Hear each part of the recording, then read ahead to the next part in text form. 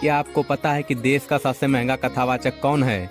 क्या आपको पता है स्वामी रामभद्राचार्य अपनी एक कथा का कितना फीस चार्ज करते हैं? क्या आपको पता है कि जया किशोरी और पंडित धीरेन्द्र कृष्ण शास्त्री से लेकर तमाम बड़े कथावाचक अपनी एक कथा का कितना पैसा लेते हैं?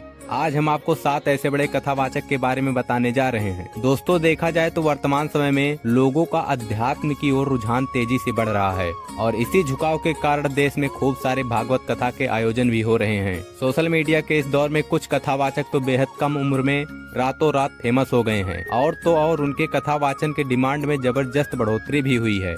आज हम आपको देश के कुछ ऐसे ही चुनिंदा कथावाचकों के बारे में बताएंगे, साथ ही यह भी बताएंगे कि वे एक कथा के लिए कितना पैसा लेते हैं। तो चलिए वीडियो को शुरू करते हैं। वैसे अगर आप हमारे यूट्यूब चैनल पर नए हैं तो हमारे चैनल को सब्सक्राइब कर लीजिएगा। चलिए सबसे पहले हम बात करते हैं जगत गुरु रामभद्राचार्य की। जगत गुरु रामभद्राचार्य का जन्म उत्तर प्रदेश के जौनपुर में सरयू पारीड़ ब्राह्मण परिवार में मकर संक्रांति के दिन 1950 में हुआ था। जगत गुरु रामभद्राचार्य जब 2 महीने के थे तभी उनकी आंखों की रोशनी चली जाती है। 4 साल की उम्र से ही कविताएं करने लगते हैं और 8 साल की छोटी सी उम्र में उन्होंने भागवत व राम कथा करनी भी शुरू कर दी। जगत गुरु रामभद्राचार्य को भारत सरकार ने उनकी रचनाओं के लिए पद्म विभूषण से भी सम्मानित किया। रामभद्राचार्य अपनी एक कथा का 5 से 10 लाख रुपए दक्षिणा लेते हैं। बता दें कि जगत गुरु रामभद्राचार्य अक्सर अपने बयानों को लेकर भी काफी सुर्खियों में रहते हैं और रामभद्राचार्य की कथा सुनने लोग दूर दूर से आया करते हैं। बात करें दूसरे कथावाचक की तो नंबर 2 पर आती हैं जया किशोरी। जया किशोरी का जन्म 13 अप्रैल 1995 को राजस्थान के सुजानगढ़ में एक ब्राह्मण परिवार में हुआ था। उनके बचपन का नाम जया शर्मा है और उन्हें किशोरी की उपाधि दी गई है, इसलिए वे अपने नाम में जया किशोरी का इस्तेमाल करती हैं। जया किशोरी ओपन स्कूल से बीकॉम की पढ़ाई की हैं। वह कई बार अपने इंटरव्यू में इस बात का जिक्र कर चुकी हैं कि उन्हें पढ़ना लिखना बहुत ज्यादा पसंद है। बता दें कि उन्होंने 12वीं कक्षा के दौरान श्रीमद् भगवत कथा कंठस्थ कर लिया था। इसके साथ साथ वह भजन गीता का पाठ भी करती हैं। मीडिया रिपोर्ट्स के मुताबिक श्रीमद् भगवत वाचन के लिए वह 9 से 10 लाख रुपए चार्ज करती हैं। फीस का आधा हिस्सा वह कथा से पहले ले लेती हैं और फीस का आधा हिस्सा वह कथा के बाद लेती हैं। खास बात यह है कि उनकी फीस का एक बड़ा हिस्सा नारायण सेवा संस्थान को दान कर दिया जाता है। यह संस्था दिव्यांगों के लिए काम करती है।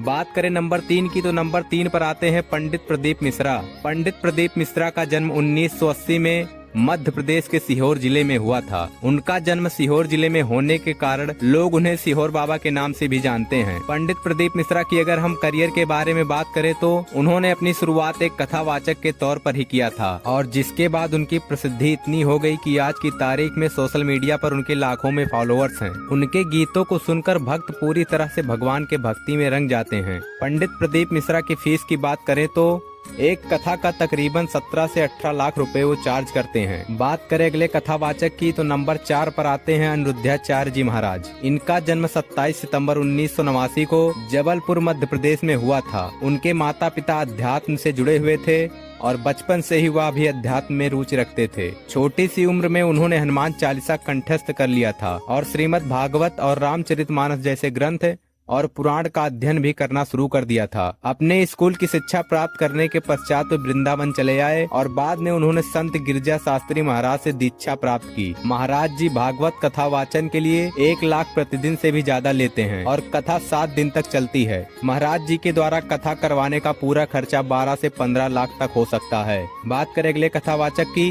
तो नंबर 5 पर आते हैं कथावाचक देवकी नंदन जी। कथावाचक देवकी नंदन ठाकुर की अगर बात करें तो उन्हें हम एक पुराण कथावाचक, गायक और आध्यात्मिक गुरु भी कह सकते हैं। 1997 से श्रीमद् भागवत कथा, श्री राम कथा, भगवत गीता इत्यादि पर प्रवचन दे रहे हैं। 2015 में इन्हें यूपी रत्न पुरस्कार से सम्मानित भी किया जा चुका है। इंटरनेट पर मिली जानकारी के अनुसार देवकी नंदन ठाकुर का जन्म 12 सितंबर 1978 को उत्तर प्रदेश के मथुरा के ओहा गांव में हुआ था। कहा जाता है कि मात्र 6 साल की उम्र में वह घर छोड़कर वृंदावन पहुंच गए और ब्रज में रामलीला संस्था में हिस्सा ले लिया। कहा जाता है कि 13 साल की उम्र में उन्होंने श्रीमद् भागवत पुराण कंठस्थ कर लिया था। देवकी नंदन ठाकुर जी की नेटवर्थ लगभग 5 से 7 करोड़ है। महाराज देवकी नंदन ठाकुर विश्व शांति सेवा चैरिटी टेबल ट्रस्ट के संस्थापक भी हैं। इंटरनेट पर मिली जानकारी के अनुसार वह एक कथा करने के लिए फीस जो लेते हैं वह 10 से 12 लाख रुपए लेते हैं। नंबर 6 पर आते हैं धीरेन्द्र कृष्ण शास्त्री। पंडित धीरेन्द्र शास्त्री का जन्म 4 जुलाई 1996 में बुंदेलखंड के छतरपुर जिले के गढ़ा गाँव में हुआ था। यहीं से उन्होंने अपने जीवन की शुरुआत की थी। आपको बता दें कि धीरेन्द्र शास्त्री एक कथा करने का कितना पैसा लेते हैं, इस बात की सटीक जानकारी या आधिकारिक रूप से जानकारी नहीं है। अलग अलग वेबसाइट पर अलग अलग जानकारी दी गई है। कुछ वेबसाइट ऐसा दावा करती है कि पंडित धीरेन्द्र कृष्ण शास्त्री एक दिन का लगभग 10 से 12 लाख रुपए लेते हैं। हालांकि यह सटीक जानकारी नहीं है और वह कई बार यह भी कहते हुए नजर आए हैं कि कोई भी व्यक्ति अपनी पत्नी और परिवार को छोड़कर हमें कुछ भी दान कर सकता है। बात करें अगले कथावाचक की तो नंबर 7 पर आते हैं राजन जी महाराज। राजन जी महाराज का जन्म पश्चिम बंगाल के कोलकाता में एक ब्राह्मण परिवार में हुआ था। उन्हें बचपन से ही अध्यात्म में विशेष रुचि थी। उनका असल नाम राजन तिवारी है। उनकी प्रारंभिक शिक्षा कोलकाता के एक सरकारी स्कूल में हुई। उन्होंने केमिस्ट्री से BSc किया और उसके बाद एक कंपनी में नौकरी कर ली। 2001 में वे प्रेम भूषण जी महाराज के संपर्क में आए, जिसके बाद वे कथावाचक बन गए। उन्होंने 2011 में कोलकाता से ही वाचन चालू किया था। उनके द्वारा सीताराम का गाया गया भजन बहुत प्रसिद्ध है।